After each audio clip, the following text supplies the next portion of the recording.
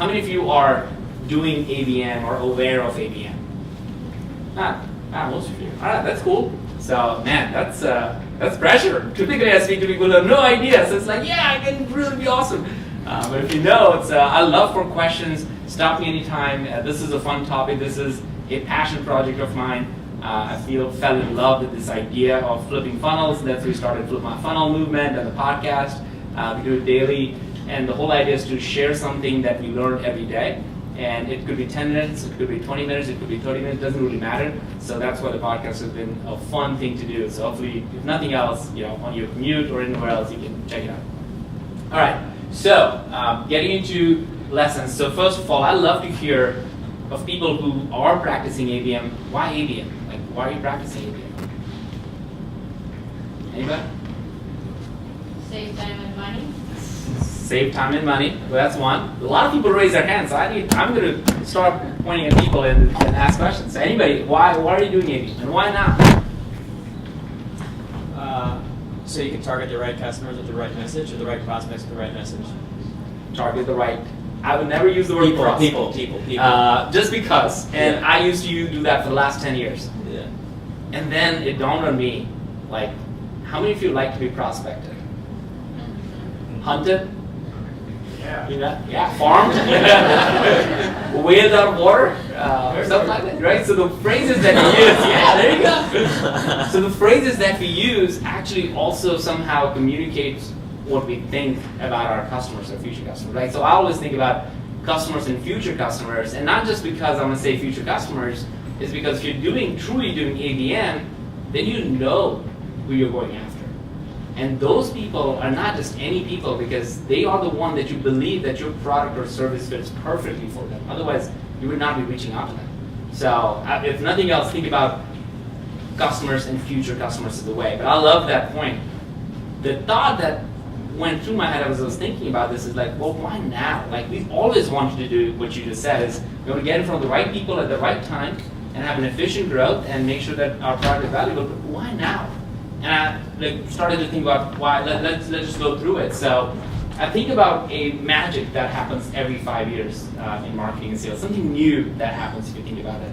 So 2000, email marketing. I think most of you probably don't remember as much. I look much younger than I am. So email marketing was awesome, where I used to get 80-90% open rate. How many of you remember that? Yeah. Don't raise your hand. That's okay. It was crazy. It was awesome. 2000 was phenomenal. Email marketing is still awesome, but what's your open rate lately? 20%. 20%? Wow, I want to hear from you after this one. That's awesome. So on a good day, that's a really big thing. A lot of companies are even struggling to have 2, 3, 4% open rate, click-through rate, and stuff, right? That's email today. And I'm so glad what Sixter was sharing, what Ali was sharing about Sixter, but email is the #1 channel that's been used. And it's the most used channel internally and externally. So there's nothing wrong with it, but the results that you're getting from it are not as high. Let's go 5 more years. Pardot, Marketo, Eloqua, everybody came to life, right? Like because they said, you know what, we can capture leads. If you can send emails, we can capture leads. If you can send emails, we can capture leads. That's awesome. That's what marketing automation was awesome. And at that time, salespeople started to say, how many of you are in sales? All right? Marketing, you send me crappy leads. Have you ever said that? There you go. Like, this is all after drinks, all honest, happy hour conversation. So, marketers sending me crappy leads has been one of the #1 trending topic out there on Google if you go start searching for it. And that's because any and everybody who downloaded an ebook or some sort will just send it to the sales team. And that person may not be ready to buy.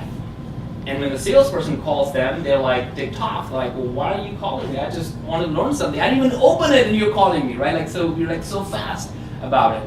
And that's really what happened with too much automation that happened. So, but I ran marketing at Pardot, so I'm responsible for that. And I think everybody who's in the Marketo group, we all are responsible for it because I think the automation pushed it over the edge. It wasn't designed for everybody to send a ton of emails. It was designed to be very sophisticated, nurturing, value-added, timely content, but we overdid it, some of it. So sales started to say, what the hell, what are you doing? That's when predictive came about. They said, you know what, we're going to solve this problem. We're going to tell exactly which lead you need to get when, because we know which leads are predicted to sell, right? Buy from you. So that's what predictive came about. But if you think about it, the whole last 15 years, we have been trying to solve the same problem, which is what you said, try to get in front of the right people at the right time. And the only thing that happened in this whole process is less than 1% of the leads from the customers. And I think that's where ABM is so much relevant. It's not a new idea. I'll be the first person to say, ABM is nothing new. This is what we all wanted to do from day one. There's nothing new about it. The only thing new is there's a lot more technology that you could probably use to do what you need to do, but we can still do the same thing, and sales will still get some crappy leads if you do that in the wrong way. So with that little bit of back history, I think about it this way very quickly. I won't go too detailed in it, but that's really what Flip My Funnel is all about. It's reimagining the world that we live in, which is less than 1% of the leads turn to customers, because we're only looking at leads. We're not looking at the future customers that you really care about. And when you flip it, you start with the right people in the right companies. That means you're going to spend more time with them. It makes perfect sense for you to do that because you're not going after everybody, and then you're going to turn them into advocates by activating sales and measuring. So we're going to go through some examples of it. So that's what happens when you send. My graphic designer told me, like, run it off your laptop because there's a font that is installed. So we didn't do that. So you're going to see some funny things. And I thought after a couple of drinks, you all would be game for this. So there you go. All right. Number one, be you. All right, be you. And this is what I think. This is my daughter Kiara. And every time I try to buy, and she's a Halloween baby, so she just had her 4th birthday. It was funny because I don't know what she was wearing. I think it was a crown thing that turned into like horns later on. I don't know, something happened there.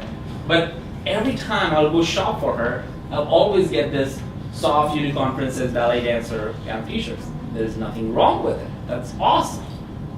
But I'll try to go and buy for Krish, my son. You'll see that later in the slide. He'll get rock star, like hero, courageous, Superman, like all these kind of things. And I'm like, I don't want my daughter to think that she's not that.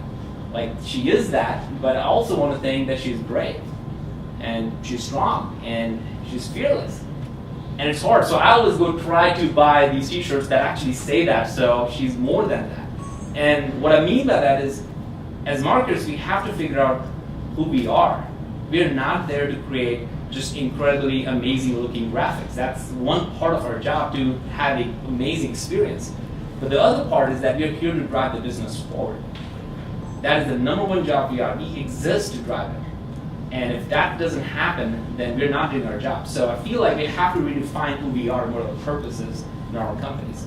So I think the other part that I started to think about is this idea of one team, where marketing and sales works together. How many of you in your companies, marketing, sales work as one team? Not many people raising their hands. So that is the number one challenge when we think about why there's a problem with marketing and sales, right? So I think about not just fist bumping, but the mindset that we have. And we can go through a very specific example on it. I would love to hear if anybody has a single scorecard for marketing and sales. Do you have different goals or the same goal? Same goal? Does that really happen in your company? At a high level. At a high level, yes. And it's important to note that, because if you have two different goals, guess what's going to happen? People are going to focus on different things, and that's not going to drive it. I love that you love that idea. Right? So this is what happened in our company as we went through a transformation. This is a true story where Todd, our CRO, said that fire me if this doesn't work. If when we went through a transformation, we're going to go through examples of what that transformation looks like. And he said, fire me if this doesn't work. Because if this doesn't work, then we definitely screwed up. We didn't know what we did. And on our side, you can see the word prospecting over there, because that's Lucas, our SDR leader, so he still uses that. And he said, you know what, I'm saving 4 hours of my time every single day because I'm not prospecting, because I already know who to go after. Think about the value that you can drive in your company. And then finally, from a marketing perspective, we're saying that we don't need to measure leads. Like, how many of you measure leads as a single point of success measure? And that's okay, because I think that's a real important metric. But as a single metric, I think we have different metrics that we can work today. So let's think about why this is important. This is the third lesson I learned. That all the buck stops at CEO, especially for this. Now, how many of you had to have an approval from your CEO for a content management system or even marketing automation, like completely change things, or like the landing page form builder or something like that? We really don't go to the CEO for all of that.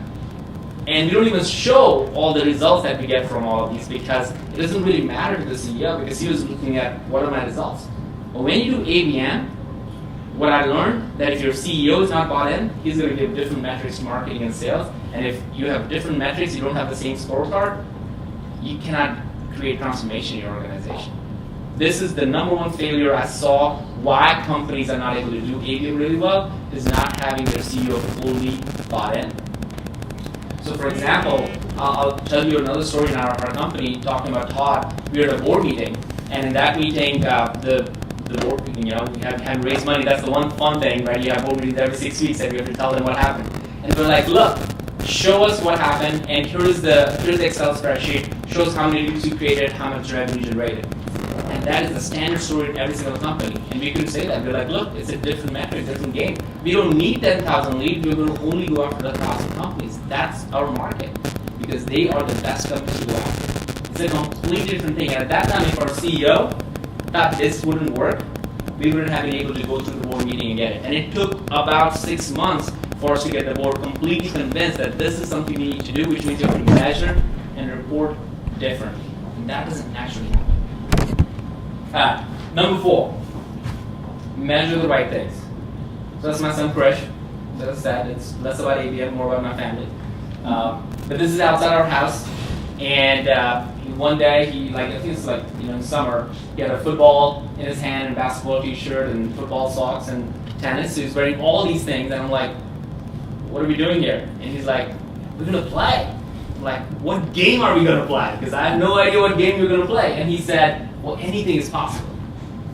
And when I think about it, well, that's great that anything is possible. For his age, it's perfectly normal to do all these things.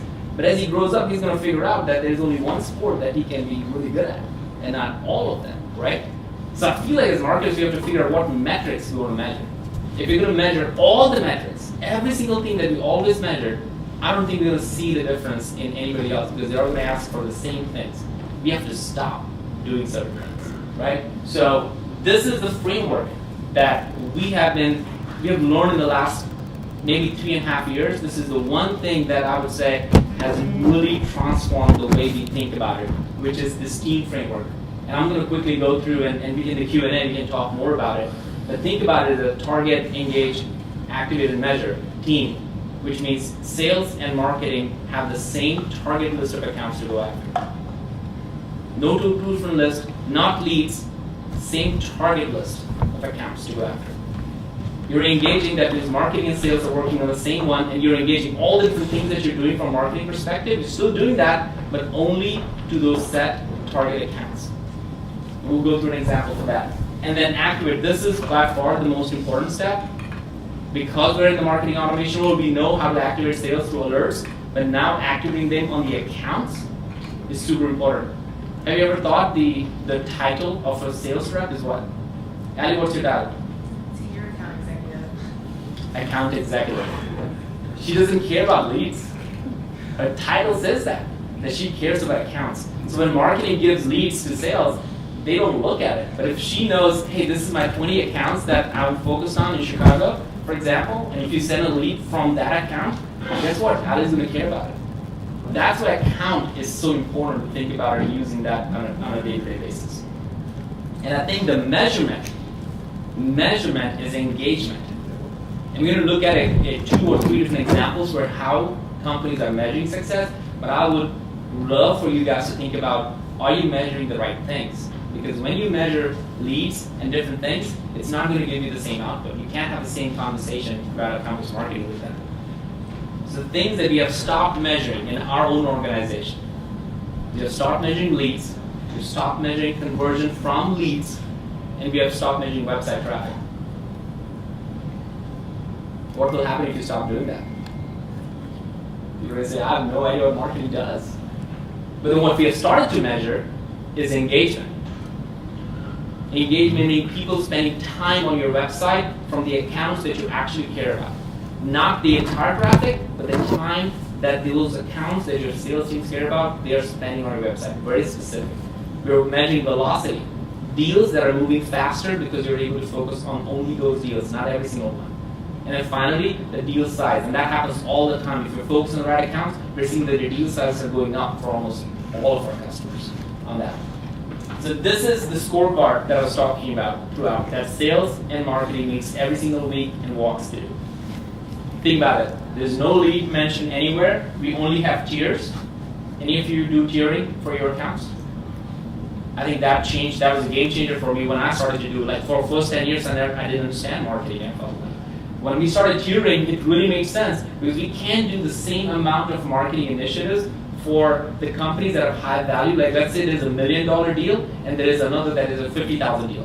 And if they all are, and if your marketing is going to be the same for both, then we're missing the point completely, right? So $1 million deal is going to have much different activities. Maybe there's a field marketing event. Maybe there's a bigger direct mail campaign. Maybe there's an executive outreach campaign that you have to add in. Maybe there's a very specific webinar that we need to do where only 10 people can attend, but you are doing specifically for them in that industry. Very different than for a $50,000 deal where you can say, you know what, here's how you can use it because that's a low price point. Go ahead. How did you determine what constituted an account that was engaged? So just one person on the account that had to interact with anything? Is it within a certain time frame? That's a great question. So what define engagement, right? How do we define? Because it's it could be almost a fluffy word, right? Because engagement is going around by everybody. Engagement to us is one, knowing which account is, let's say, company X. And if we can find out what the engagement, meaning how much time that particular company is spending with us, that could be they have come to our website like once a month or something like that. And they're only one person in that company. Then that's like the bare minimum. That's the baseline for us. As we activate the marketing campaign, we start doing the engagement with them, which means we're doing some advertising for them, direct mail for them, email campaigns, whatever else we're doing with those. Because very specific, we're watching that. And if that engagement goes up, meaning there are more than one person now from that account is coming to our website. So all of a sudden, the number of people in that account are engaged. And two, if they are spending more, that is there a surge in the amount of time they're spending on the product and pricing pages. Not every page, but product and pricing pages. Now we know that that account is not only the best fit account that we want to go after, but they have intent and engagement towards buying. So those signals are super important. And now when you give that information to your sales team, like, oh, this account you care about, you only had one person, now there are 4 people, and on top of that, the engagement is surged, your sales team is going to go all over it. So that's how we define engagement. Quick question. So what's the big difference from what was happening in 2005 and what was happening in 2015? And that slide that you showed, if people are going offline with the content anyways. Offline with the content? Yeah, because like you're saying, like if 10 people download a PDF of pricing, but you don't know if they saw everything or they just send it to the trash. How do you measure that engagement and that price? No, I mean, I think people are not necessarily going offline. I think people are not filling the forms anymore, right? So like I don't know how many of you love filling forms? Like very few of us, right? So, and I don't even know, like I put in like 404, 4444 phone number. Somebody gets the phone calls all the time because of me. And so I was like, this is what's been happening. So I think we're all spending more time online, but we're spending less time downloading and waiting for somebody to do it. So for example, if your sales team is waiting for the CEO or a CFO or a main decision maker to download something, I think that's history. That's not happening anymore. What they're typically saying is that, hey, this is interesting, and they would probably go and check the website out. That's the signal, that's the engagement, that all of a sudden I see the champion in that company, but also the executives in that company are spending time without downloading anything. If you can get that signal, that's super important. I think that is the signal that was missing in the last 10 years. It's just to keep them on the web, not get them to download anything. Correct. Okay. Yeah. Go ahead. So I have sort of a 2-part question. For your open or created opportunities, how are you looking at net new versus like an enterprise sale where you're going deeper into different either business units or business units? And the other thing is, how did you get alignment on what those definitions and all those things across the sales and executive team? Yeah. Because I know that that's always a conflict where engage for one person, especially a new person on the team. Yeah. Like, I would think engage this, like, is there, could you provide this with an additional, like, appendix of what define each one of these items? For especially tiering. Well, for like engage, net Yeah. open, is that net new, or is that every, like, net new within the enterprise? Because to pull those numbers would be very, Very hard. so that's what I'm like, how did you share that to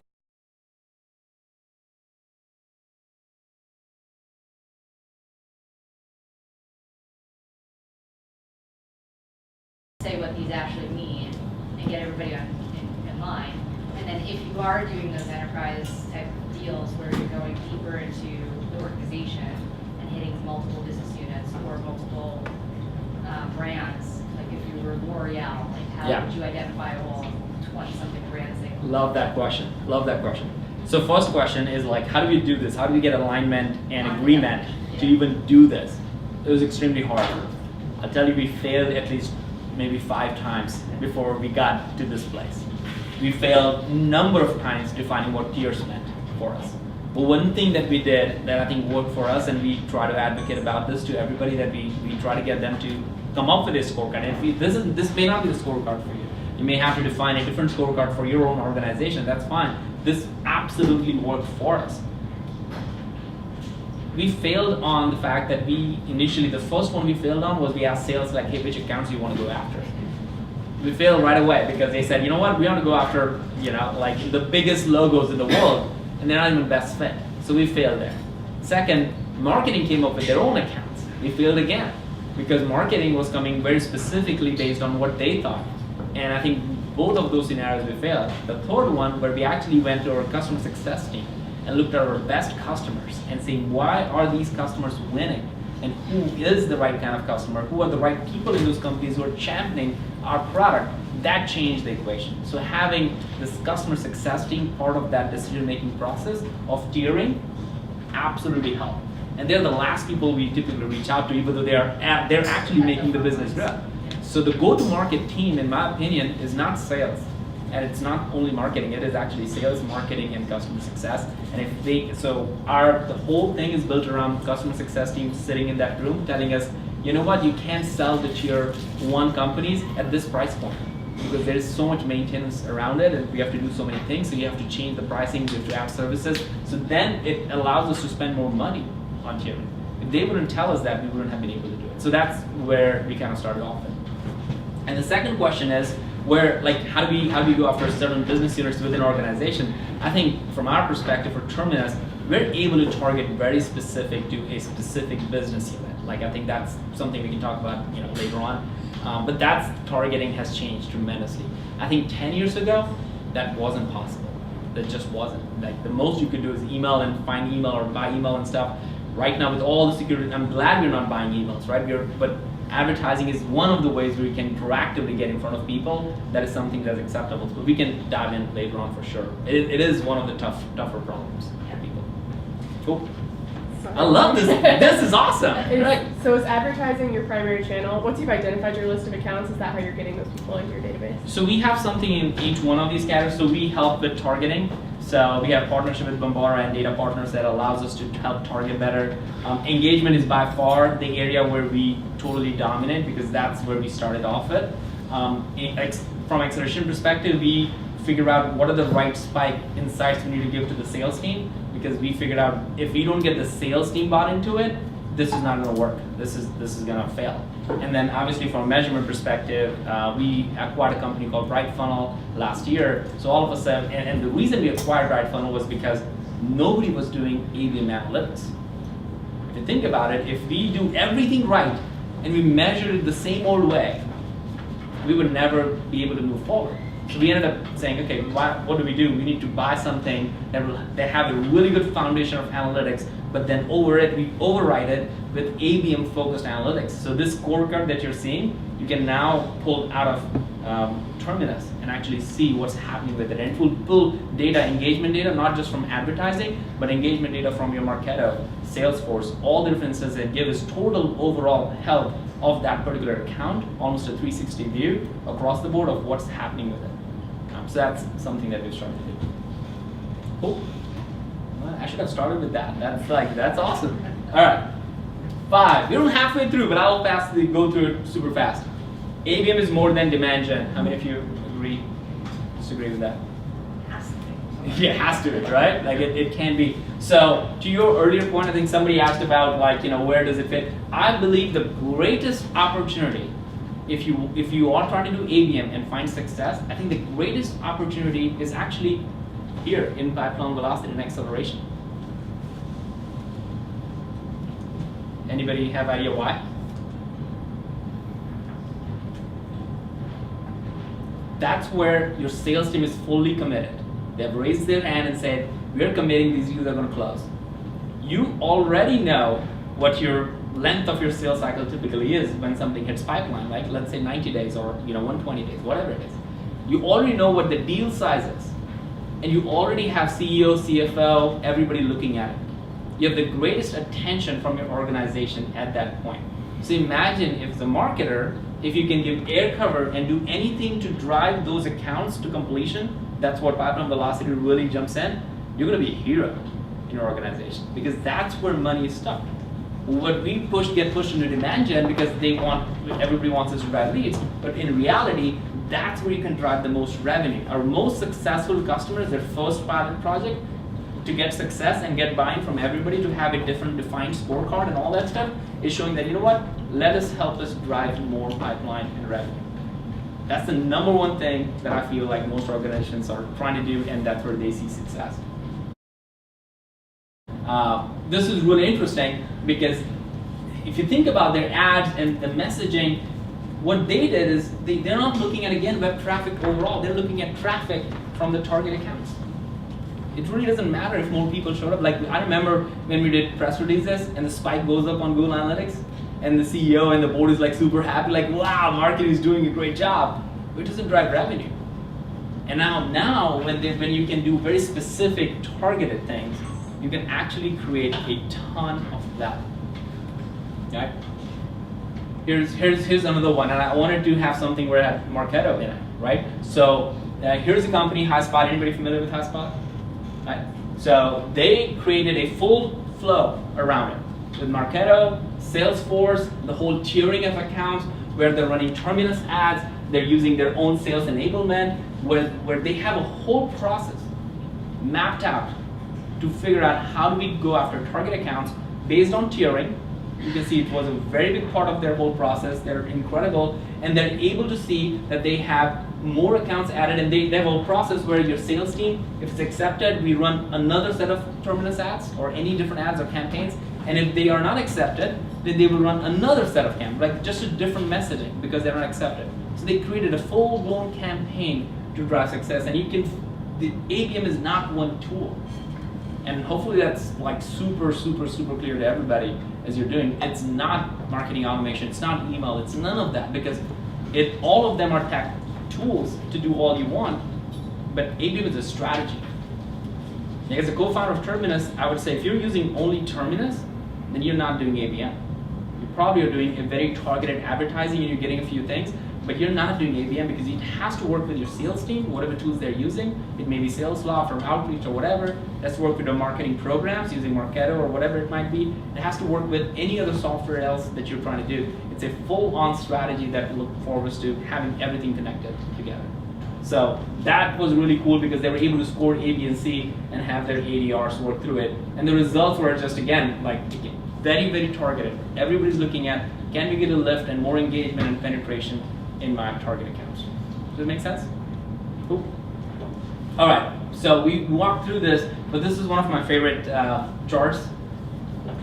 When I thought about what we do in marketing and sales, I feel like all we're trying to really do is between low touch and high touch and high tech and low tech. So you think about direct mail, sales call, VIP, eat dinners and things.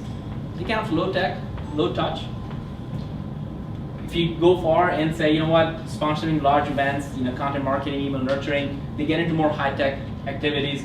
You can think about all the other industry events, small events, customer demos, and all the way to high-tech, high-touch, where you're really focused on personalized video, personalized advertising, personal webinars, whatever you can do to personalize it.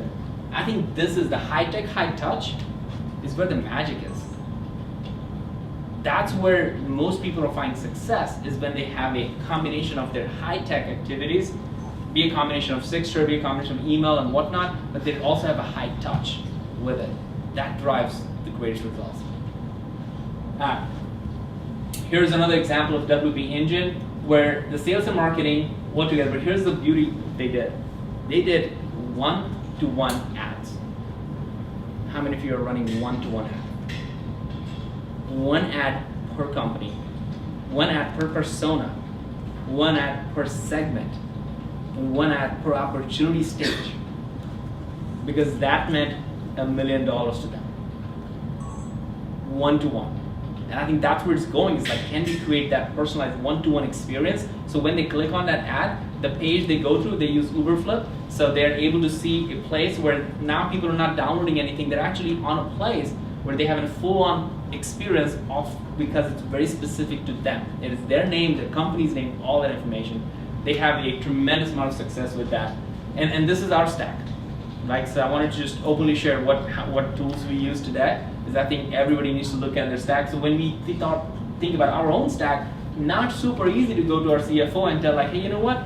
We need to be better at targeting. So here are the tools we're going to use. We need to be better at engagement. Instead of just saying we want this tool or that tool, we're able to map it to the strategy that we as an organization have agreed upon. I highly encourage to build a tech stack based on business rules, and that really helped us get a ton of budget approved. All right. This is another example, very simple, which is one-to-one company. They had very clear banner ad. They took them to a page where there's all this content, and then Morgan over here, she's our SDR, she just turned an AE. In 1 year, how many ads, how many one-to-one videos she has done? Just guess a number. One-to-one videos to do ABM. 400? Go higher. In 1 year. 1,000. Go higher. 3,000 videos. And her open rates on email are 80%.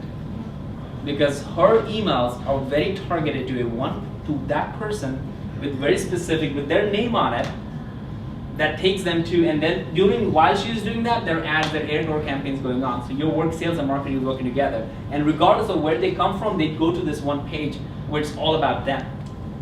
So the amount of time that particular company spends on the website is through the roof.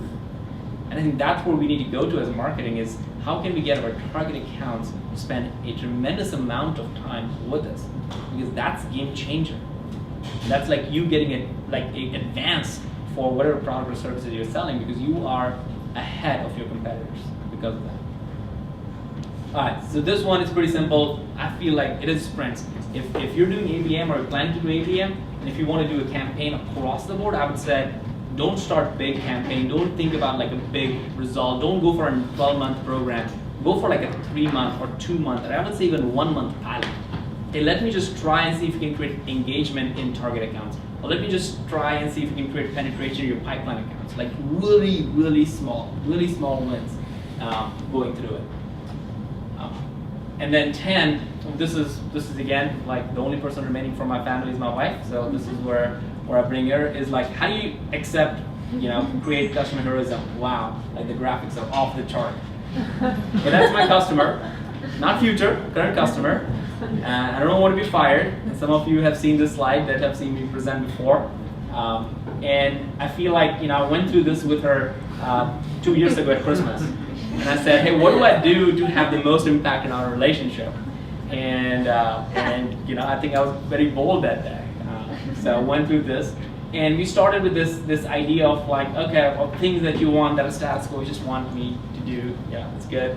Things that are out of love, where you really, really care. And she started with like basic things like just clean cars. Don't forget to pick up the kids from the school. That just happened once. So don't do that again. Those kind of things. And then like don't ask her like what she wants for Christmas or birthday. Like after 12 years, you're expected to know. So that was a negative thing. It was very low impact on our relationship, if not negative. And then she works and I work. So this is where it's more about like how I can become like mom and dad over the weekends, which I absolutely fail all the time. But there are things that, this is where it's become interesting, because she hates, like my job is to do dishes, so she hates when it's piled up all the way. until the end of the day, I would just keep looking at it, and she was like getting upset about it. So she's like, if you can just clean up throughout the day, that'd be awesome, kind of stuff. But what really mattered to her was this, like flowers on a random Wednesday. So for whatever reason, for the last 12 years in our marriage, I've done that almost all the time, where whenever there are no flowers, I'll just go get it. Or now, as I'm traveling more this year, I'll just write a note for her, and then I'll give it to Krish. And then Krish would write his thing, and then give it to her every night I'm gone. So if I'm gone for one night, it's one. If I'm gone for 4 nights, it's 4. And to her, that matters more. And the reason I bring that up is because whatever we do as marketers, it has to matter. And if it doesn't matter, then we'd rather not do it. Because that's what the customer, your future customer is going to remember, like how much did you care about it. So my big thought there around customer heroism, going from wife heroism, is that what if all the things that you're doing, right, email nurturing, blog posts, honest recommendations, fine, you can just create this graph. It might help your marriage or relationship. It might also help marketing, just to connect it back to it. You might be doing all these things, right? What I would really encourage you guys to think about is this, that what if when you plot all those things and you stop everything that has low impact and status quo? Like, what will happen if you don't send your weekly newsletter? Except your CEO, probably nobody would care. It'd be hard to swallow that pill, but what will happen if you didn't write 3 blogs a week and just wrote 1? What will happen if you do whatever, like just stop doing the things that you don't think is creating impact for your customers? And what if you put all of your time, your energy, your money, your resources on these things, the things that you're creating out of love, because you care for your customers, because you know that will have a 10x impact on the customer value, all those things, what will happen when you stop all these things and have all the time to focus on that? I think wherever that is, maybe that's an extreme, but somewhere in between is where ABM is. It's like really focusing on things that absolutely matters. Otherwise, we're just using automation too much. But that's it. If you get a chance, check out Flip My Phone podcast. If you have a story, that's my cell phone number. Don't call me. I won't pick up. But if you text me, I will absolutely respond.